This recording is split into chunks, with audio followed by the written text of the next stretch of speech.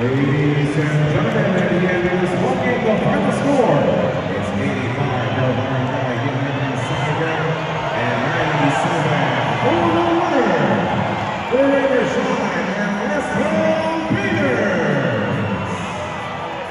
Riverside and Beaters tied this just about 7 points and 2 games apiece.